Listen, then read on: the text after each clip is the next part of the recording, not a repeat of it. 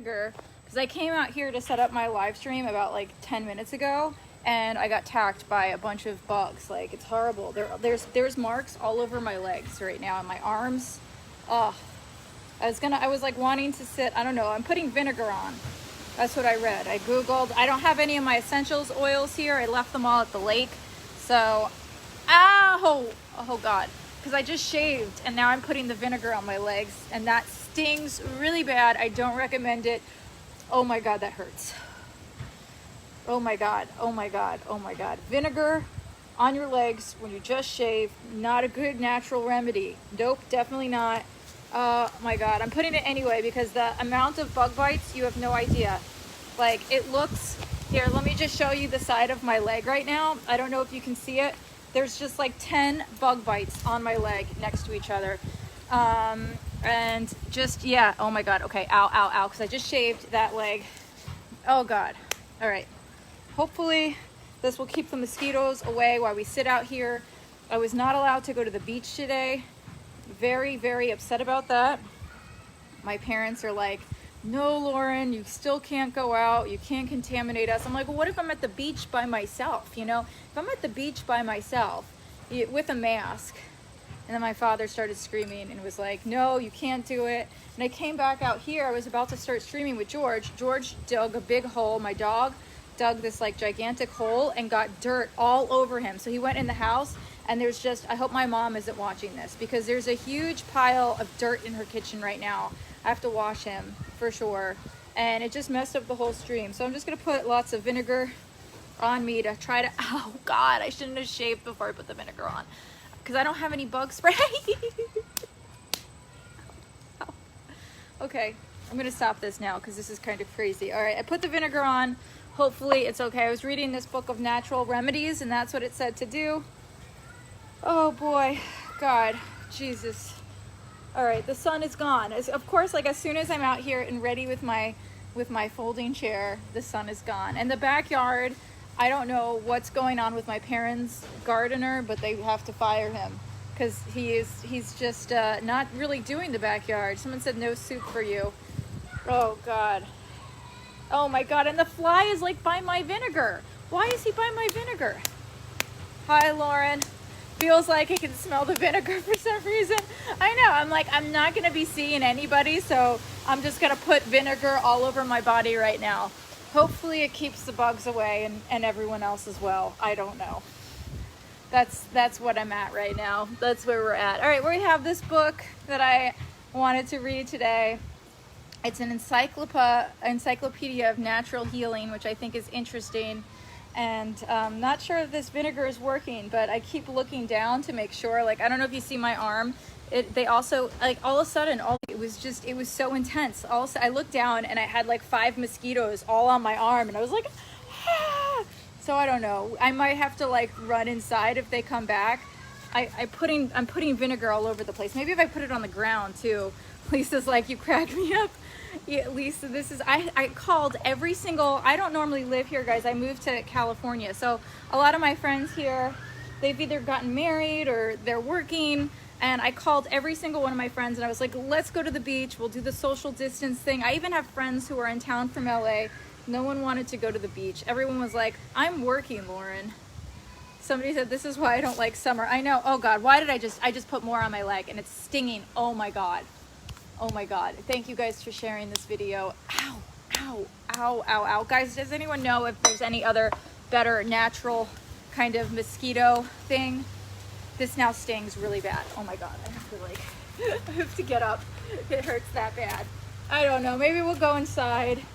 I just wanted to sit in the sun. I wanted to tan a little bit. Summer's almost over and I was like looking at my skin and I was like, I'm not very tan this summer. I don't know. Maybe it's for the best. After doing all those live streams with Dr. Frank, I was like, he said, don't go in the sun too much. It's bad for your skin. Thank you, Lisa. This is not my body. This is all Lebethra's. I'm not getting paid for this. They sent me these bikinis and they're Brazilian bikinis. And I swear to God, like the nicer the bikini is, the better you look. Like if it's cut for women, you know, it's a Brazilian bathing suit. So of course, like, you know, Brazilian women look amazing all the time, but They also wear clothes that's tailored and fit to their body. So that definitely helps. But yeah, we're here, have no fear.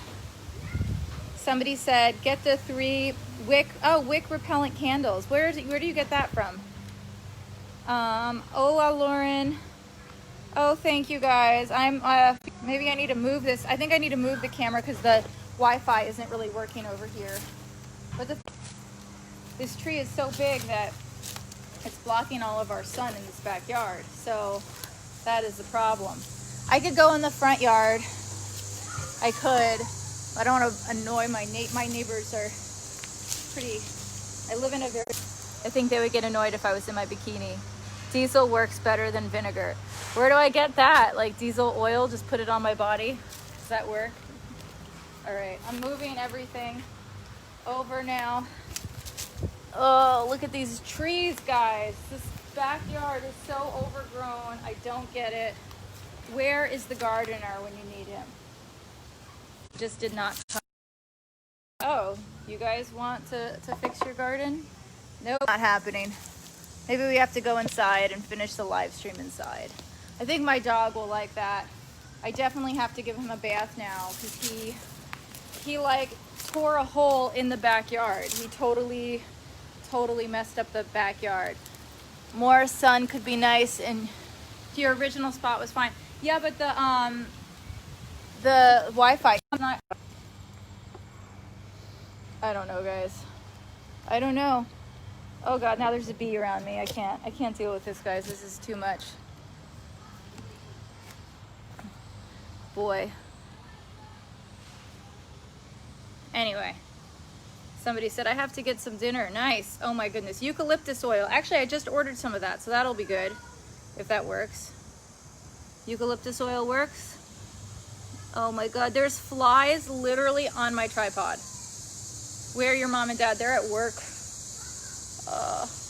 Guys, I'm just itching the bug bites right now. That's all I'm doing. Salute. There's bug bites everywhere. Can you give me a shout out? Shout out to the person who wants a shout out.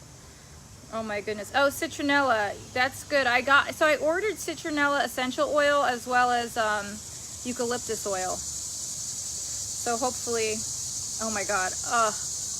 I'm sorry guys, I'm just itching the bug bite that's now on my back. I don't know how it got on my back. Your Wi-Fi keeps cutting in and out. I don't know why. I'm like the router is like right upstairs. I don't get it. Get away, flies. Get away. Shoo. Shoo. Okay. All right, we're gonna read about natural healing. What kind of disease do you want to hear about? Hello from the UK. What's up? So, acne, acrodermatitis, acupuncture, arthritis, asthma, back pain, bad breath, bed sores. What's a bed sore? I would talk to you, but you never read my comments. Guys, negative feedback doesn't work. Do you know what feedbacks? You know what works? Positive feedback. You gotta be nice to me. You gotta be very nice to me. Choking emergency, chiropractic. Oh, cancer. Okay, let's read about cancer because that's what George is dealing with. My dog. Page 83. Okay, we're gonna read. Oh my God, now there's flies in my coffee. That's great. Oh, I can't sit outside and enjoy the backyard. I have to figure this out. I have to either get a lawnmower myself and just mow this back lawn. Trim. I don't know. I don't want to. I feel so bad trimming. There's this most beautiful cedar tree above me, but it is way too long, and the tree is so thick that it's huge. It definitely needs to be cut back. All right, here we go, guys. Natural therapies for cancer fall into 2 categories. The first includes a host of special diets, foods, and herbs which have been written about in many soft-back books sold mostly in health food stores. I confess that I don't know any more about them than what is written in these books, and there would be no practical purpose served by reviewing them here. Scientists feel more at home with the secondary category of therapies, those consisting of individual compounds such as alkaloids, from herbs to vitamins and foods. They feel even more at home when alkaloids and vitamins are synthesized.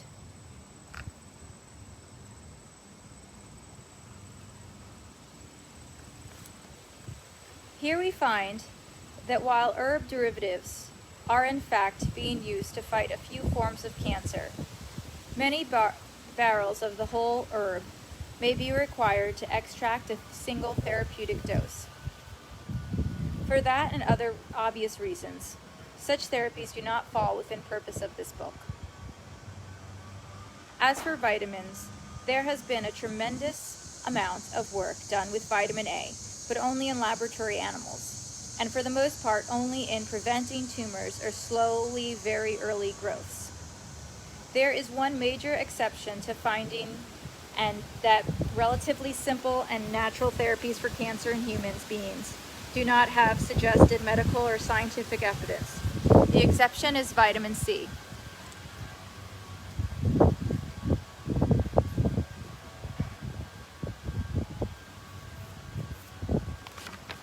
All right, hey guys, welcome.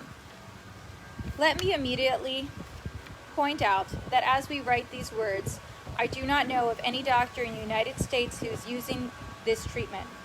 And let me also admit that the statement that vitamin C can help cancer must strike many people as grossly exaggerated or even absurd. Am I really going to assert that vitamin C can help? That it can do anything at all to combat an already established cancer?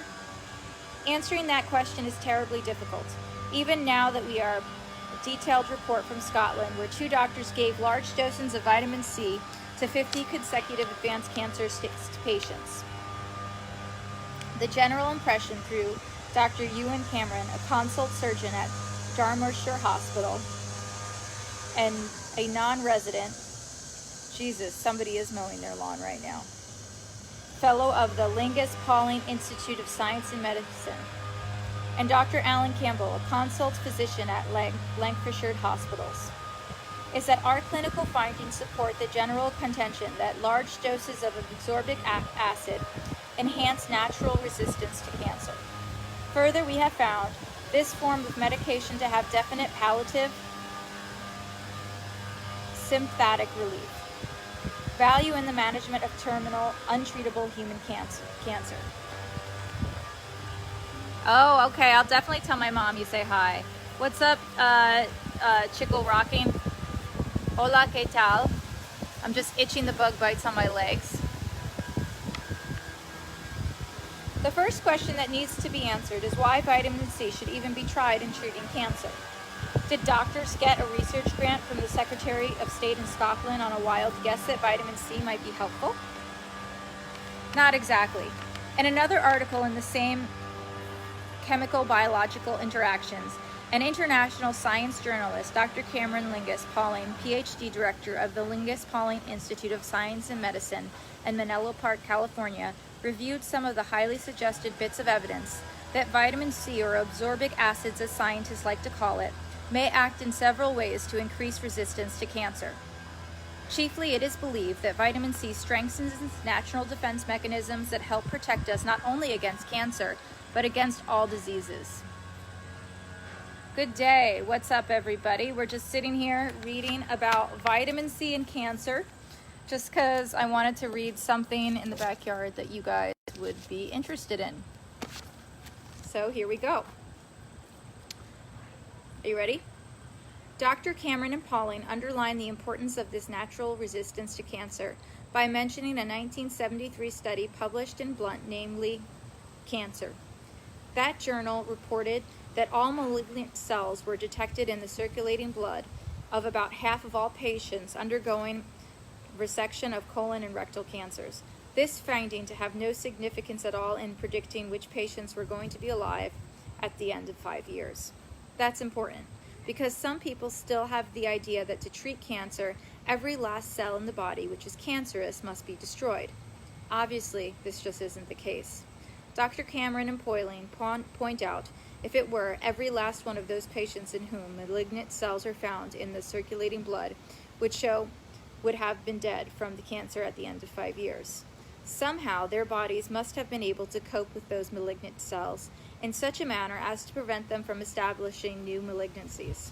So this is very interesting. So you can have cancer as long as your body can cope with those cancer cells. It can be strong enough. So you have to stay strong during any therapy. That's what's interesting. So yes, vitamins definitely help.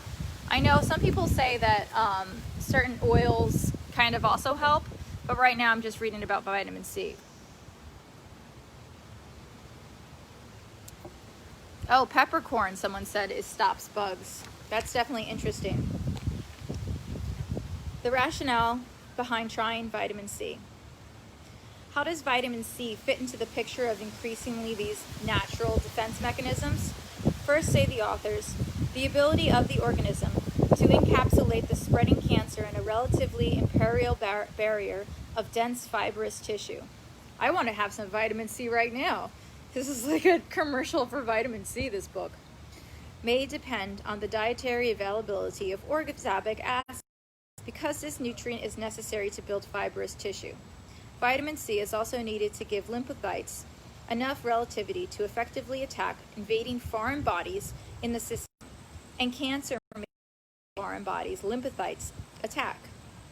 Another area of possible importance for vitamin C is in the functioning of the adrenal and pituitary glands, which normally have a very high concentration of absorbic acid.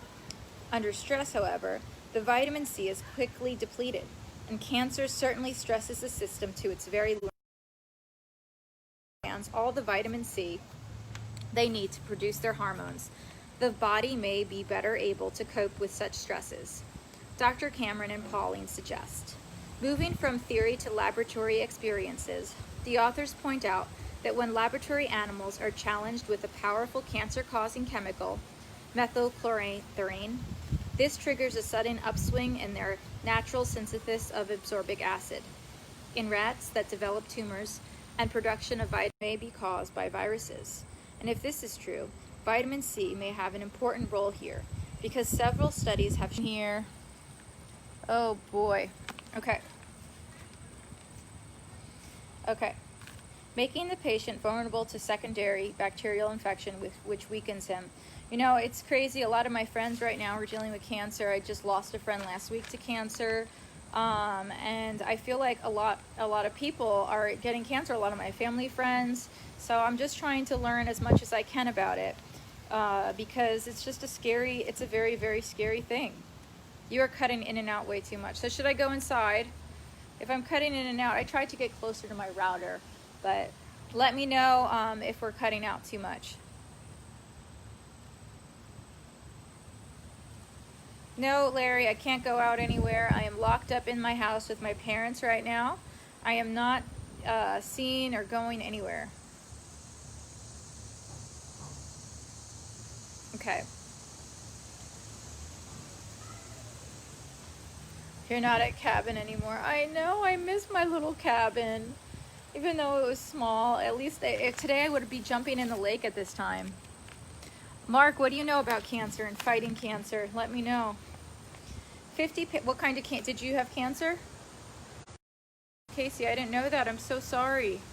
Yeah, it's awful. It's just an awful disease, and sometimes I wish I was a doctor so I could fight it or do research. I mean, I do have a bio degree. Maybe I could be a researcher.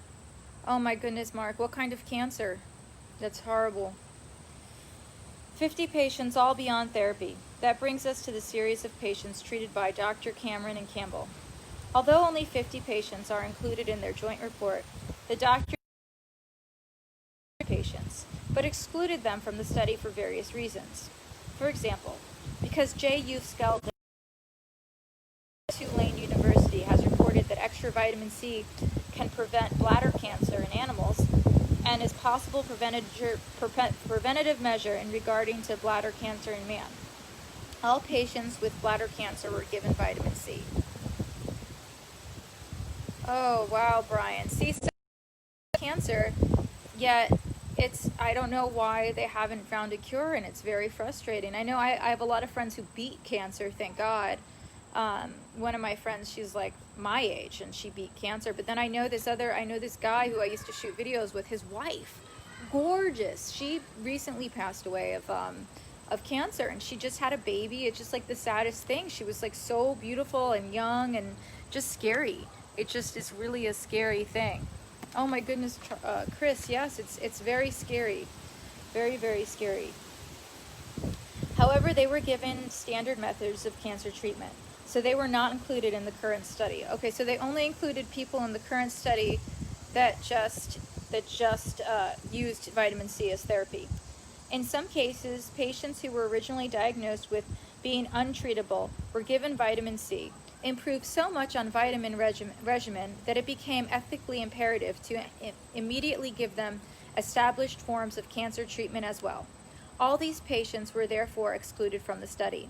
That left only patients who were considered by Dr. Cameron and Campbell, as well as at least one of another independent clinician, as not having any chance at all of benefiting from any form of therapy. In most cases, they were considered terminal, at best. They suffered from advanced cancer and were beyond the hope of any known therapy. Most of the patients were receiving 10 grams of absorbic acid daily, divided into 4 doses. Some received more. In the beginning, the vitamin C was administered by injection, but eventually the doctors decided that it was no better than giving it orally. Vitamin C isn't harmless to a cancer patient. One of the first surprises in this study was not a pleasant one.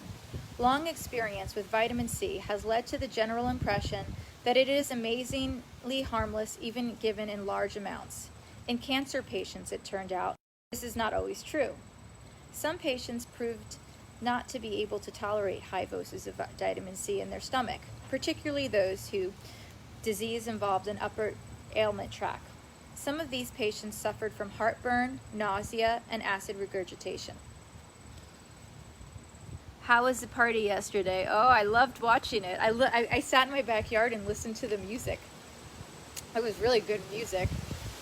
It sounded really great. The people over there, it must have been either a wedding or maybe a bar mitzvah or a birthday party. It sounded fun. Sounded fun. I want to go to a party, but my parents are just like, I wanted to go to the beach today, and they were like, no, you are a teacher. Maybe I should go back to school and become a teacher. I have a bio degree, but I don't know, like, can you get a master's right away? I think like the credits expire after a certain amount of time.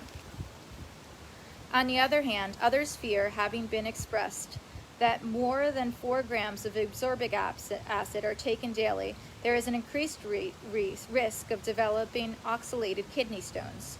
Not one patient out of 50 developed any problems along these lines. The biggest surprise, though, was that in 4 patients, the large doses of vitamin C produced a catastrophic deterioration in the matter of days. In all cases, it seemed that vitamin C had actually caused the tumor to hemorrhage and become neurotic, dead. Although the bleeding produced by this procedure proved fatal because the tumors were so large. Dr. Cameron and Campbell point out that this reaction is, in fact, a manifestation of the very strong defense reaction, and would certainly be regarded as a very favorable response indeed to patients suffering from earlier and more localized lesions. So guys, I would definitely, I'm gonna go take some vitamin C right now. I'm just gonna go take it. It's very interesting.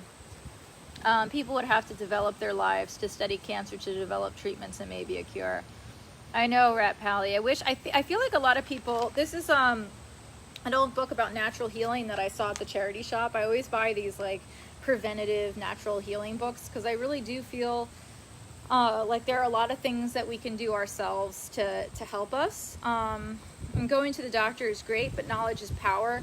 Like in treating my dog's cancer, I learned a lot because, my oncologist was amazing, but I brought up a bunch of things that I was doing to assist with his chemotherapy that I just researched and found from different groups on Facebook that actually really help.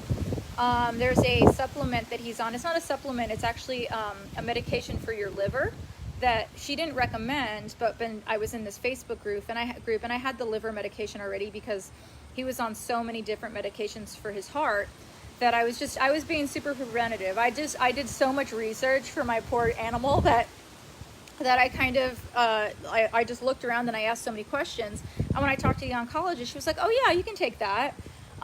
So you never know, like they're not gonna suggest everything right away. And a lot of times they just recommend like the first bucket things there, but there are so many things that if you know, knowledge is power. So I just try to have as much power in a situation like this than you can. Thank you so much, guys.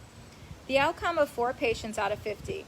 In 17 other patients, nothing much happened of anything. That could be an attribute to vitamin C. Actually, it's not exactly true, because the majority of patients in this study felt better after being on vitamin C and suffered much less pain. But right now, we're just talking about the progress of the disease itself and not the subjective symptoms. For this purpose, then, the 17 patients had no response. 10 patients had what Dr. Cameron and Campbell call a minimal response. Some patients in this group seemed to take a slight turn for the better before going downhill. As expected in other cases, the improvement was much more dramatic, but was eventually followed by a surprisingly swift state of deterioration. So that's kind of depressing. In 11 patients, the development of the tumor or tumors seemed to be slowed down. Case number 29. A 67-year-old man was typical, suffering an inoperable cancer of the gallbladder and liver. He was expected to live not more than a few weeks. A week after beginning the vitamin C regimen, his appetite returned, he gained weight, and his obstructed jaundice problem evolved. He died at home 209 days after starting on the vitamin C. Oh, wow. So, I mean, it's shown to prolong life. I feel like, so cancer just starts attacking the organs around the area that it's infected. So if you can kind of supplement that, you can extend your life. So he was given 2 weeks, but he lived almost a year. So that's pretty good. I am reading for you guys because I feel like everyone should take care of themselves right now, especially with, I've had so many friends that are suffering cancer or their family members. So I wanted to read this so that you're all aware. 8 most interesting cases. In 3 patients, the mega doses of vitamin C brought cancer to a standstill. In 3 cases, so 3 cases out of 19. That's pretty good. A 56-year-old woman with an endocarcinoma of the colon underwent surgery, but her condition had already spread to her liver. Curiously, perhaps significantly, when she began taking vitamin C, she experienced discomfort in the region of the liver, but was encouraged to keep taking it. And the side effects eventually went away after about 2 months. Now, 2 physicians reported, some 18 months later, she remains clinically well with no evidence to suggest potential progressing malignance. That's great. 2 other patients responded similarly. Although they were hardly cured, they simply stopped getting worse. In 5 patients, there was actual regression. Oh my God, that's amazing. So 5 patients got their cancer started going away, or shrinking size of the tumor. But this doesn't always mean that the patient has recovered. That's sad. A 55-year-old man with cancer of the kidney that had spread to his right shoulder and left hip was put on absorbic acid undergoing surgery. At the time, he was not in severe pain, but was unable to work. He began taking 10 grams a day of vitamin C on April 10, 1972. There was a steady symptomatic improvement with pain relief, and he was able to return to his job. Even more encouraging, X-rays showed that his bones seemed to be fighting off the cancer and were becoming recalcified, where they had been eaten away with cancer growth. After 1 year, however, his condition took a turn for the worse. At this time, his vitamin C dose was doubled to 20 grams a day, and he again improved for a number of months. Following this improvement, however, the disease once again flared up and he died January 25th, 656 days after beginning the absorbic acid treatment. That's really sad.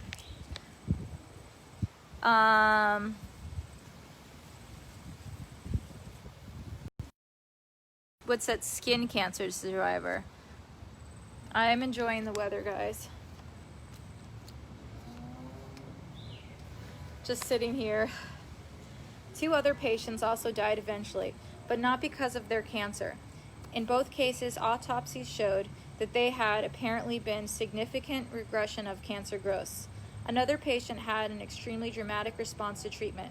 In a matter of weeks, his enlarged liver and spleen returned to normal sizes, and there were other signs of significant regression found in x-rays and biopsies. Eventually, his dose of ascorbic acid was reduced and finally eliminated. Unfortunately, a few weeks later, the malignancy began to return, and he was again put on ascorbic acid therapy, which at the time of their report, the doctors say seemed to be inducing a second regression.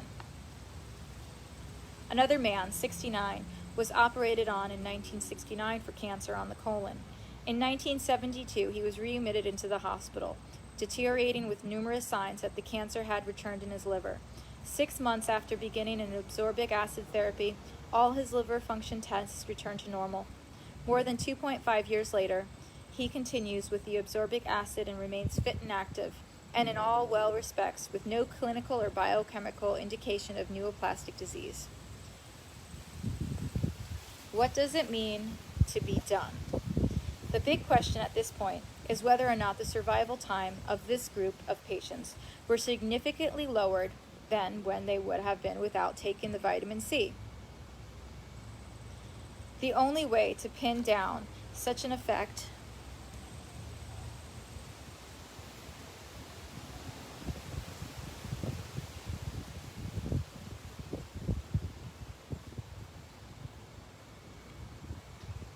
would have been for the doctors to have not treated another group of 50 patients whose conditions closely matched of those treated patients.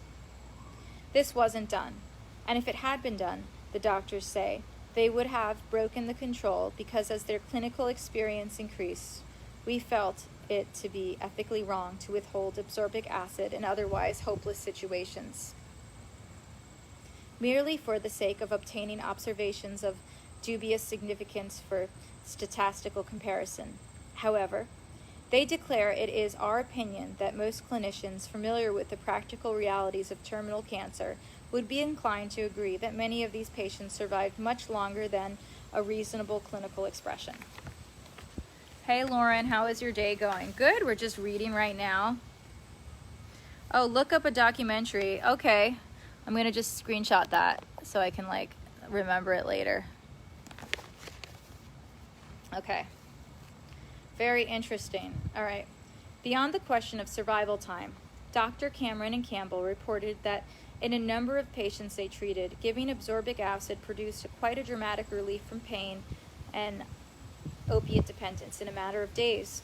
There were other beliefs as well, one of which that all patients who had a malignant disease of the urinary tract experienced a significant reduction in the amount of blood in their urine, and a reduction in pain and distress as well. In at least 6 cases, the doctors say, there is an indisputed clinical and biochemical evidence to show that reversal of terminal malignant jaundice was induced for significant periods of time. The doctors who made this report considered it to be a pilot study designed to see if there was any reason for conducting a more extensive and more careful controlled test of vitamin C in cancer patients. The answer to this question, they believe, is definitely affirmative. It is not nothing more than relief in pain. It would be a great value, but there is good evidence to indicate that vitamin C may do more than this. Dr. Cameron and Campbell say that they expect it to have even greater value than used in the treatment of earlier and more believed favorable patients. So basically, guys, if you start taking vitamin C earlier, I guess it's proved that there's less chance of cancer. Looking ahead, they declared that we believe that in this time, ascorbic acid supplementation will come to be accepted as a standard measure in most, if not all, forms of cancer treatment. We concluded that large-scale clinical trials along such lines are now clearly indicated. Diet and malignant melanoma. There's one more dietary approach to cancer that is worth mentioning, and that is a restricted diet designed to combat the progression of malignant melanoma in the eye. A brief report on this diet describes the case of a 53-year-old chemistry teacher in Britain who had a malignant melanoma of the left eye. In this case, he felt that surgery would result in the loss of sight because of the position of the tumor, which was also in a bad position for radiation therapy. He was told about an experimental diet which had been tried in Denmark, consisting of a diet very low in 2 natural food chemicals. All right, so what's phenylalanine and taurosin? According to S.L. Stevens of a General Hospital in Cambridge, the basis of this treatment is that thyrosin, which can be formed from phenylalanine, is the basic amino acid in melanin production and a substitute for thyrosin, the basic enzyme in melanin synthesis, and essential for the respiration of the melanoma cell. These cells contain large quantities of thyrosin, and when it is deprived of its substrate tyrosine, the growth of the melanoma is inhibited. The diet was quite severe, initially consisting of only 10 grams of protein, including just 250 milligrams of I have to look up how you say this word, and a low tyrosine content. Eventually, additional amino acids were added to the diet to prevent a protein deficiency. Some problems arose with this diet, and it became necessary to use a low tyrosine commercial supplement. The diet succeeded in drastically reducing the serum levels of both of these chemicals, and the concluding sentence of the report is, "Meanwhile, the patient has remained well, and the eye consult reports that malignant melanoma has regressed." It should be obvious from the nature of this diet that it must be supervised jointly by a physician and dietitian. If you wish to discuss this diet with a medical professional, you may refer to the Stevens report. Oh, so that's interesting. So I think it's important to also, I think getting somebody who can be a dietitian for you if you have cancer.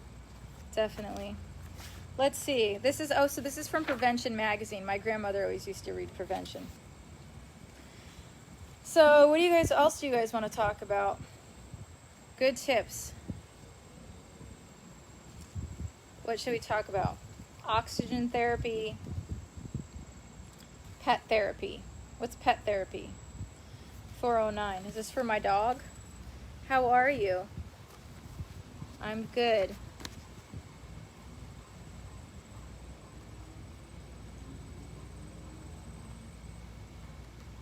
Let's see. Just hanging out.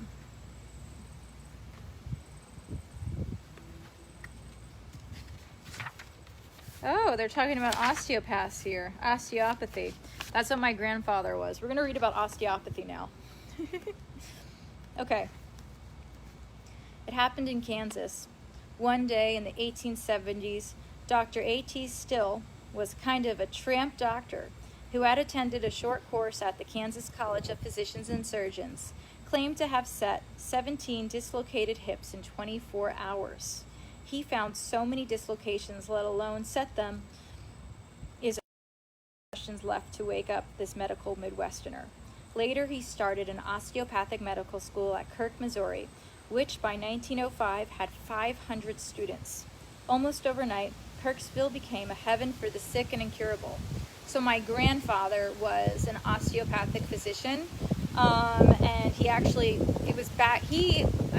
probably got his degree in the 30s, and at that time it was the beginning of osteopathic physicians. So he was on the board. I think at one time he was the president, and he got osteopathic doctors regulated in California and a bunch of different states that they weren't allowing doctors to practice as osteopaths. So this is really exciting that it's in the book, because I haven't talked about this before, but when I wanted to go to medical school, it was like they wanted me to be an osteopath, because my grandfather and like my whole mom's side were osteopaths.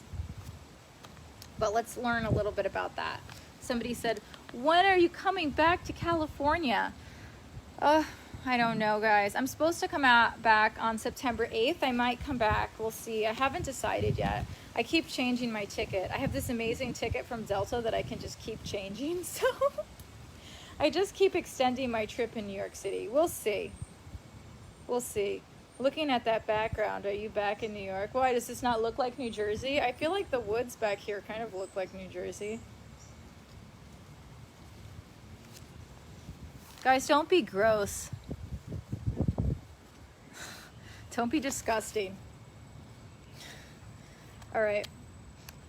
During its century of existence, osteopathy has not escaped its share of growing pains. Some of these pains can be attributed to the founder himself. He traveled to Missouri and Kansas, working the middle streets, adjusting joints and palpating spines. The inherent doctor claimed to have cured every patient he treated, including those with ammonia, asthma, and, how do I say this? Encephalitis. I don't even know what that is. Unquestionably, Dr. Still's methods of experimenting with treating patients in the great outdoors were crude. But generally speaking, medical practice was very crude indeed in the 19th century. This was the age of heroic medicine: bloodletting, blistering, leeching, cupping, sweating, and purging. There was little scientific support underlying medical practices of any kind. Naturally, Dr. Still claims of 100% medical success earned him a reputation as a quack. His students left Kirksville without degrees to start their own osteopathic clinics, gave further credence to this charge. Interestingly, Daniel Palmer, a patient of Dr. Still's, left the clinic and started a rival practice of manipulation called chiropractic. So this is really interesting. Very, very interesting stuff.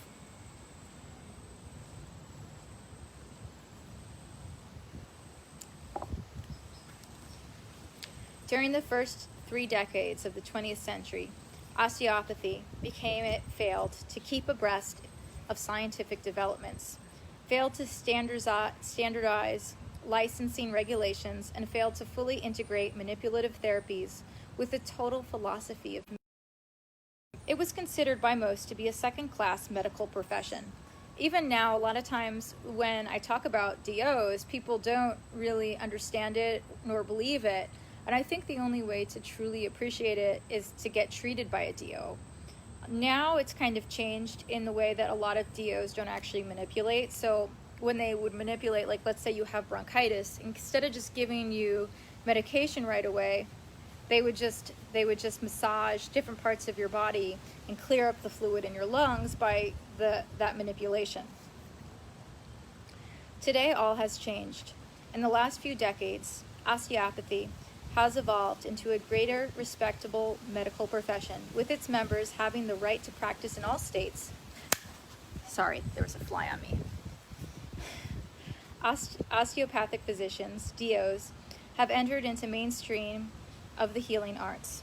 They attend medical schools comparable to those attended by MDs, go through similar internship periods, and take equivalent medical exams.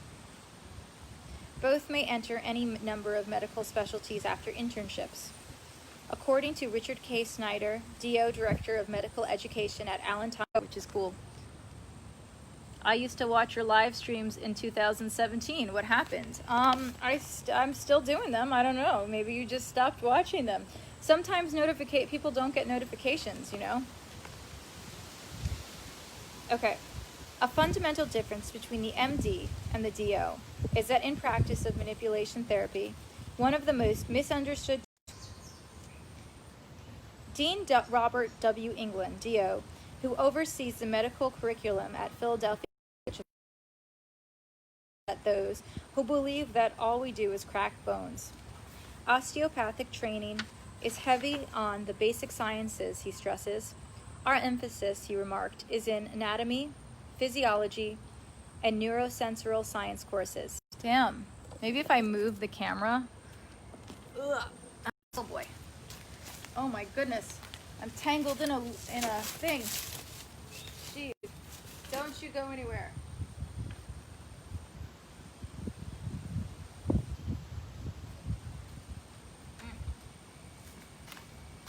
All right, guys, are you there still?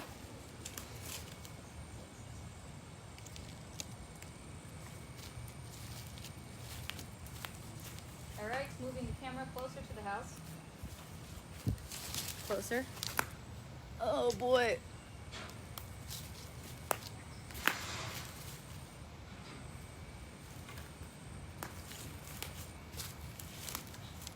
Okay, hopefully this will be better. Oh no, I just got coffee all over my teeth. Okay, as we set up my live streaming station in the backyard. I really wanted to go to the beach today, guys. I called so many friends, no one would go with me. It's very sad. If you guys see me, comment on Twitch if you see me. Okay. Lauren in the jungle. I know it feels like a jungle back. Okay.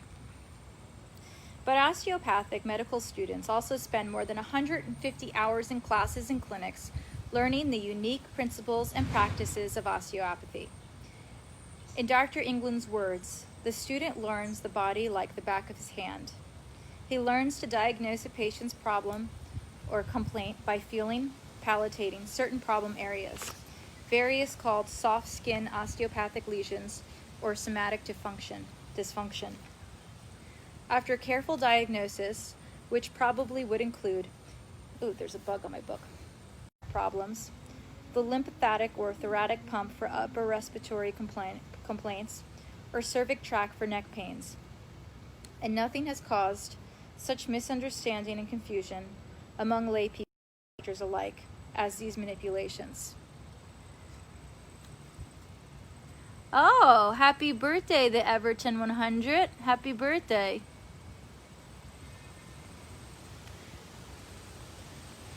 The key phrase in grasping the principles of osteopathic manipulation is neuromuscular skeleton system. This refers to dynamic interplays between nerves, the muscles, and their surroundings, fibrous tissues, or fascia in the bones. Although osteopaths appreciate as well as any MD that there is more to the human system than this particular complex, they nevertheless find that a vast number of ailments and are best approached by correcting injuries or tensions in the neuromuscular skeletal system. A classic example of a lesion or an injury where excess stress on the muscles causes abdominal or cartilages of the spine, which in turn exerts pressure on the nerves. Manipulation explained. R. McFarland, practicing osteopathic physician, explains the function of manipulation in this way.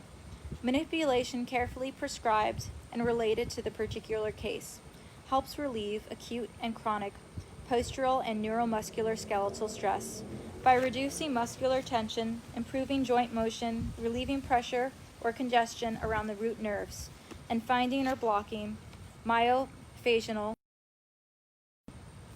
Modern osteopaths use manipulation therapy as an adjunct to their total practice, which might include drugs and surgery, as well as other modalities such as therapeutic ultrasounds. Klaus A. Associate Professor of Osteopathic Medicine, Kirksville College of Osteopathic Medicine, and chairperson of the Nuclear Medicine Department, told us that he practices manipulation about 90% of the time.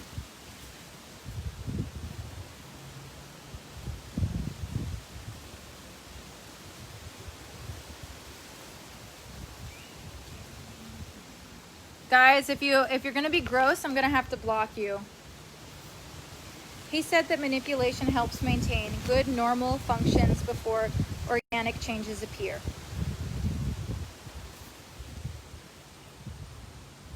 Hi. He also remarked that he uses manipulative therapy to some degree to treat most infectious diseases as well as diabetes and hypothyroidism. Hey. Though it is probably safe to say that most people feel better after any type of manipulation therapy, it is just as safe to say that until the last few decades, the osteopathic profession did little to support their claims about osteopathic lesions and manipulative therapy with firm scientific facts. And this was one of the primary reasons that osteopathic physicians lingered on the periphery of the medical field, and probably the primary reason why people confused them with chiropractors. With good reason. Osteopaths believed that they could diagnose by feeling along the spine for lesions, that they could use the lymphatic pump, a kind of rhythmic pressure they could to drain sinuses and ease the painful effects of asthma by appropriate pressure on the vertebrae. Hello. But they didn't have statistical evidence of an effective thing called an osteopathic lesion, or manipulative therapy was effective by providing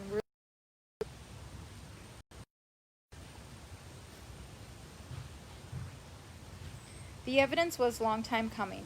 In 1941, Dr. J.S. Denslow of Kirksville College of Osteopathic Medicine used the electromyography, the insertion of a needle or electrode into the muscle, showed that there existed increased electrical activity in the lesioned area.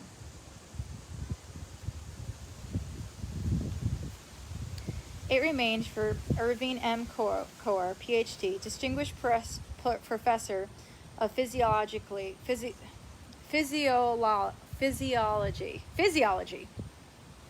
to put the osteopathic case beyond scientific doubt with further research. Professor Core has provided the explanatory details of what osteopathic physicians have known intuitively all along, that there is such a thing as an osteopathic lesion, and that manipulative therapy can work a favorable response in that critical area. Dr. convert to osteopathic therapy, and a determined-based disciple told us there is now a convincing neurophysiological basis for the practice of osteopathy. Infections helped by manipulation. Though many people may think of manipulation therapy only in relation to lower back pain or neck aches, the practice runs far deeper. Ira C. Rooney, D.O. professor in the Department of Osteopathic Manipulation Medicine in Kirksville College, told us that manipulation is far more than mechanical exercise. It does help, in fact, any type of infection.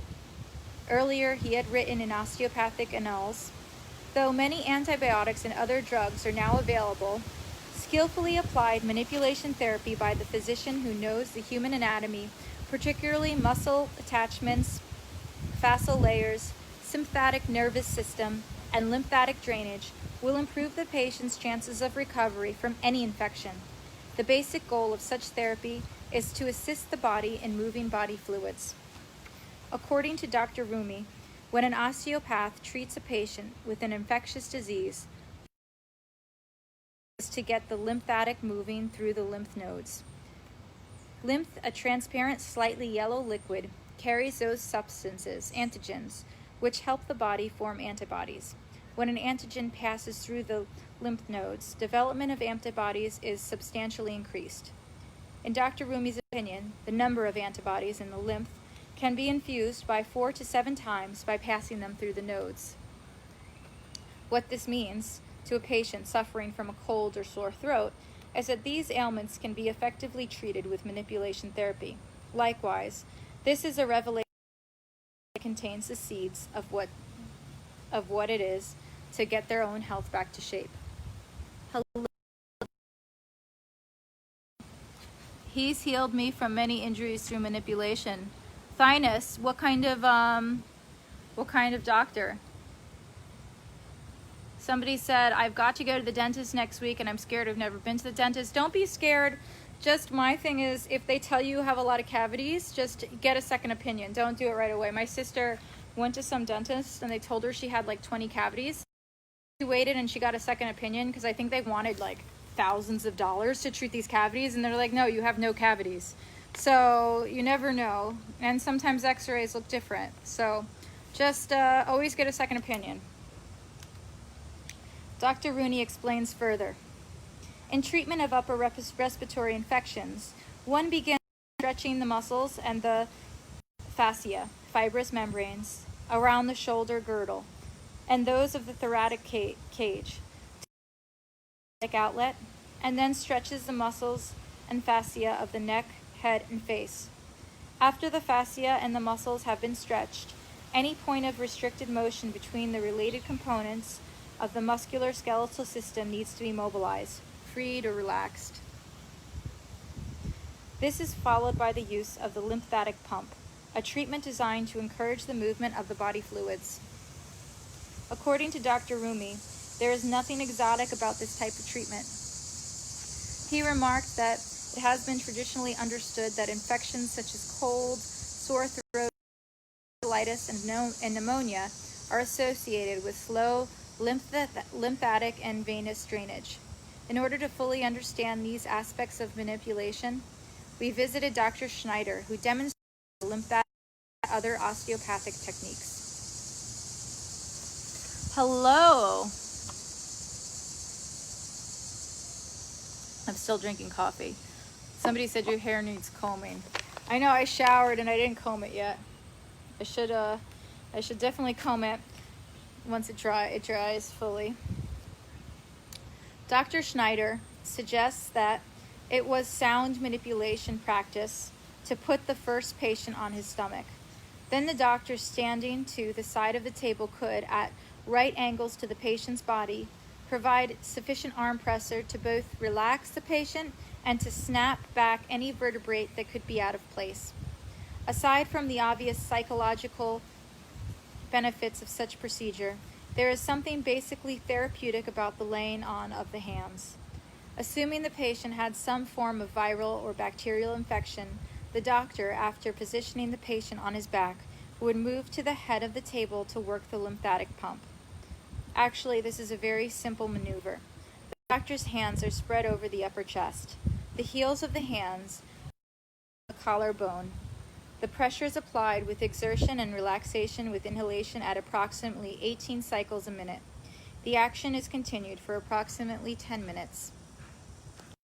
Apparently, this was a very popular and effective type of manipulation for a variety of infections, and was one of the osteopathic physician's few researches up to the time of the massive invasion of antibiotics onto the patient treatment scene. It was, in Dr. Schneider's words, one of the few reliable weapons which a doctor had to fight viral infections, and he can remember spending long hours at the lymphatic pump. No less important, manipulative therapy brings about a feeling of well-being. Experienced manipulative therapy at the hands of Dr. Schneider, including lumbar, pelvic, and dorsal pressures, which helped snap 2 vertebrates in place. I felt better and more alive than the rest of the day. While there exists solid clinical and laboratory evidence that manipulative therapy can be used to treat infectious diseases as well as musculoskeletal problems, it is seldom. Dr. Schneider concedes that a patient can ask for this type of treatment, and indications are that the average osteopathic physician himself doesn't remind his patients that there are non-chemical ways to treat most medical complaints. To discover how the principles of osteopathy are utilized by practicing DOs, we spoke to several in the field. Marvin H. Sloat, DO, Bloomfield, New Jersey, explained that he runs a total physical for new patients. This includes blood and hair analysis and diet analysis by computer. According to Dr. Sloat, the diet analysis is mainly used to point out the amount of sugar consumed. He acknowledges providing specific nutritional treatment for diabetes, headaches, hypertension, and employed manipulation and acupuncture as parts of his practice.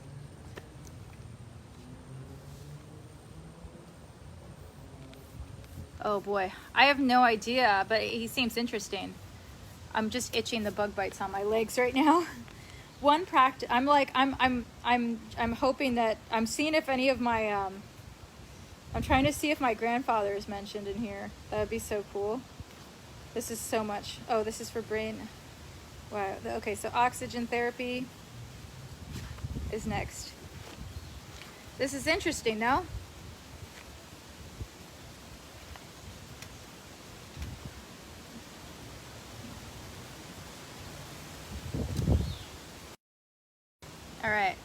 What's up, Ukraine?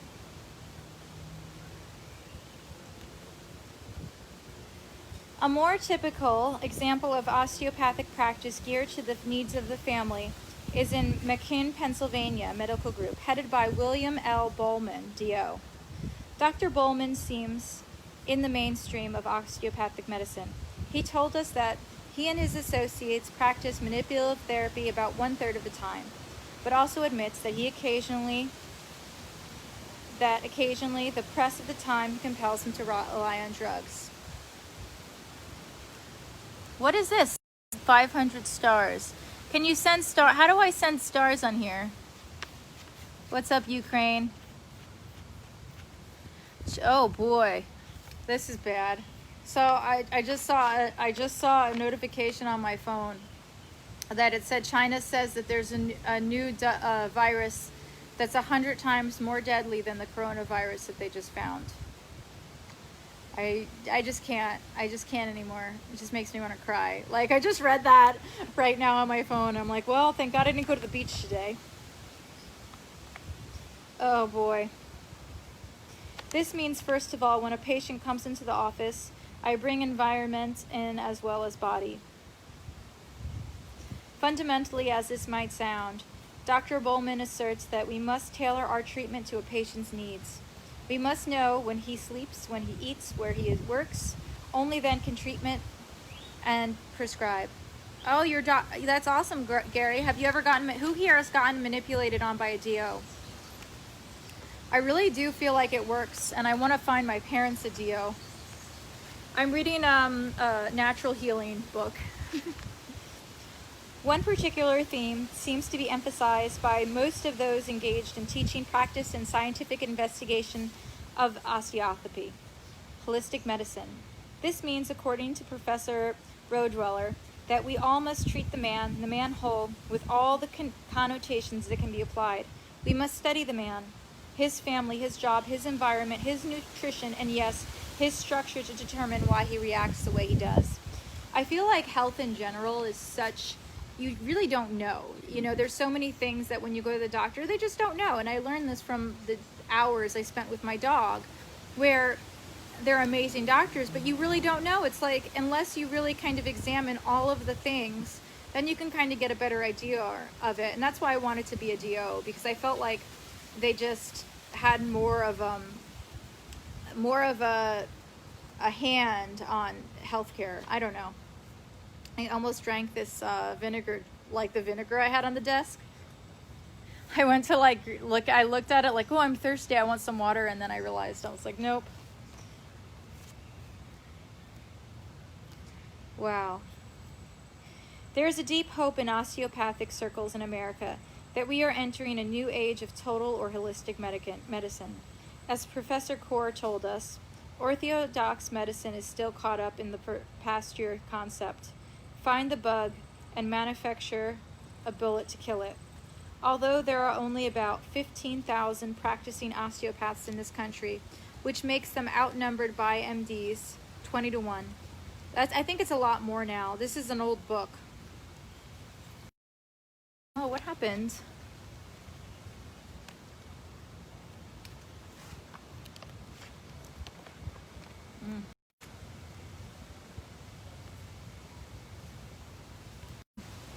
This Wi-Fi is so bad, guys. I might just end the stream and start it up back in the house. What do you think? What do you think, guys?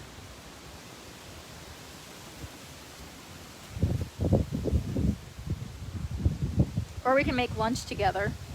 We can do that. I don't know. I kind of want to finish this, though. Okay. Their unique training in manipulative therapy means that in many cases they can help the body heal itself by using their hands rather than immediately turning to painkillers, muscle relaxants, or even surgery. Their background may even make more qualified to success than some new drugless techniques, such as scientific relaxation therapy and acupuncture, than the average MD. At the same time, the osteopath training, which other practitioners of natural healing techniques may lack. Sorry guys, my internet is just really bad out here. I'm enjoying sitting in my backyard. I kind of wanted to go, so I came into the backyard, but it's really not working. All right, Steven, I'm sorry. After all your comments, you're going to get blocked. You're really annoying me. Sorry. Okay.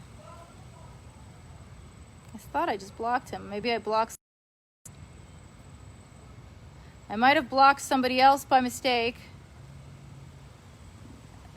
So I'm sorry.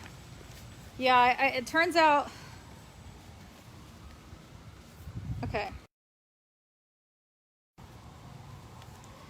Their background of new drugless techniques such as scientific relaxation therapies and acupuncture than the average MD. At the same time, the osteopath has a first-rate medical training which other practitioners of natural healing techniques. But the dangers are just as real as the promise. Recent reports indicate that osteopathic physicians are using slightly more drugs than their medical brethren. Osteopathic physicians are not supermen. You should become a kindergarten worker. Thank you. Thank you very much. My biology degree and years of acting training. I think, there's a poetry therapy. Do you want to read about poetry therapy?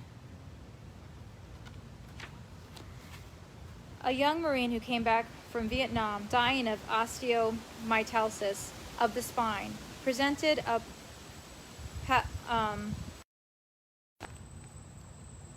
do you guys see me? Hello. Should we go inside? Should we give up this tanning stream? I think I should just give up.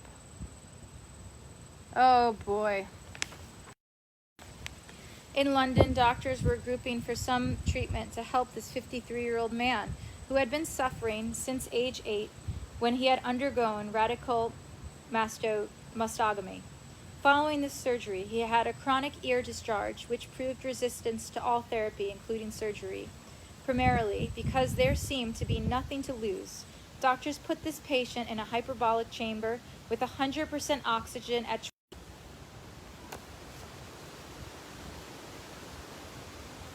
his ear discharged time in 45 years. Oh boy. The wind. Hello. Just hand. Okay.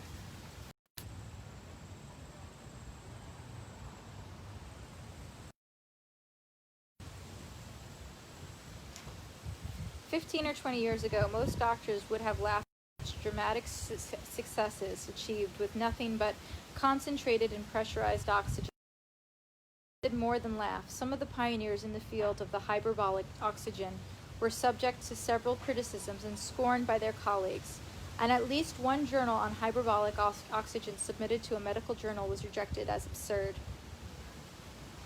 Today, hyperbolic oxygen should be still probably regarded as the late and experimental stage, but it's undeniable that thousands of people with a variety of problems have been saved from death and the jaundices of OHP.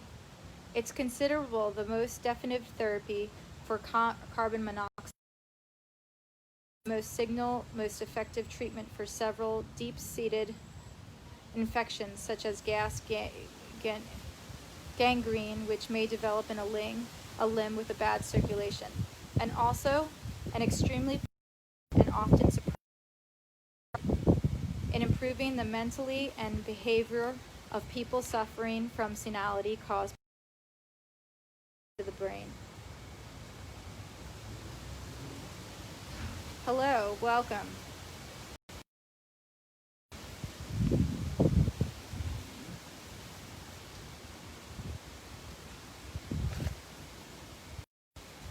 Anyway,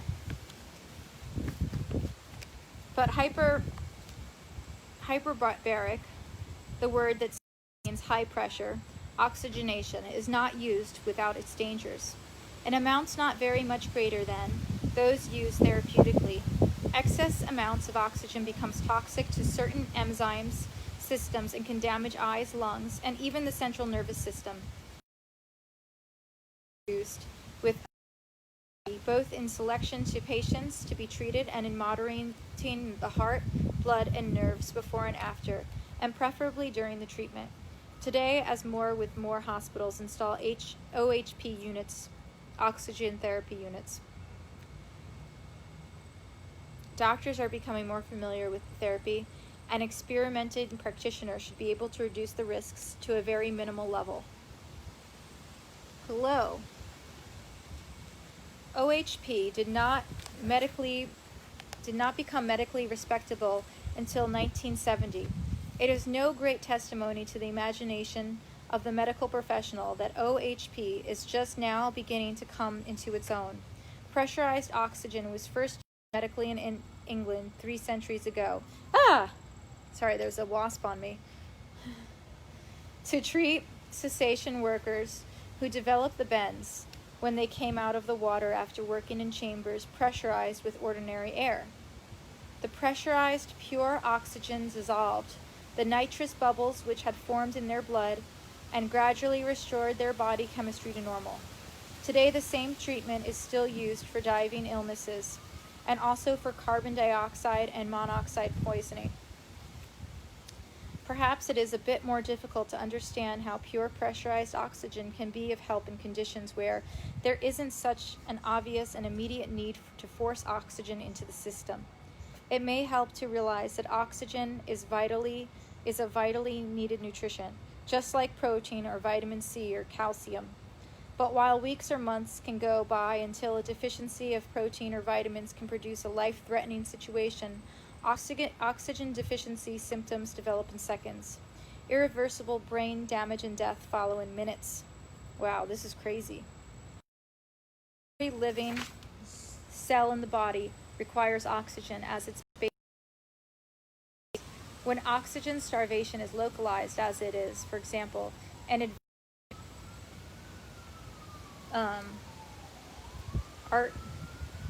artery cyclosis of the legs, or frostbite, the cells in those areas grow weak and unable to perform normally, just as a motor or engine does when it is deprived of its required amount of gasoline or electricity. Defenses against disease are vastly lowered. The reparative process becomes paralyzed. Many cells may actually die. The result may be progressive gangrene, necessitated an amputation of a limb. I know we're having a heat wave, which I talked about because I thought it was going to be over. I thought the summer was ending, and then it was very hot today. I really wanted to go to the beach. So I'm just reading about different things. Guys, what time is it?